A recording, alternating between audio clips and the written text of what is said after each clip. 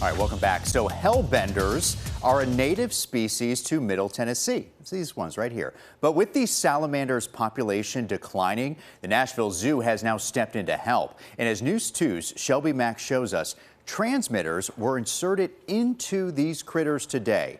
Now, warning, some scenes from the operation could be disturbing.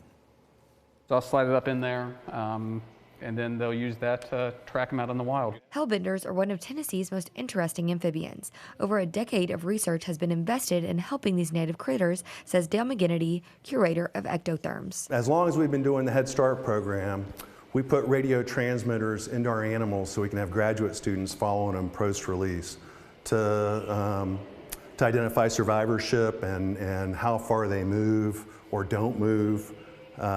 So we can catch them again and do skin microbiome and gut microbiome studies to see how that changes. With a 60% survival rate, up drastically from years past, credit can be given to the Nashville Zoo for their conservation efforts. We collect those eggs, bring them into the zoo, head start them, and get them past that larval stage that they're not surviving in the wild. Hellbenders that have been injected with transmitters are released each May. The release is important because Middle Tennessee hellbenders are different from others of their kind. These ones in Middle Tennessee may be really, really important because they're the ones that are the furthest south and maybe the most heat tolerant.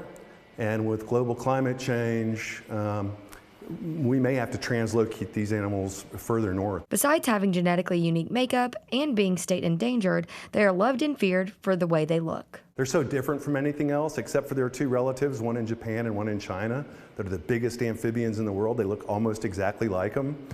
They're just so strange looking that anybody who's into reptiles and amphibians loves them because it's like a throwback to the age of the dinosaurs. Shelby Mack, News 2.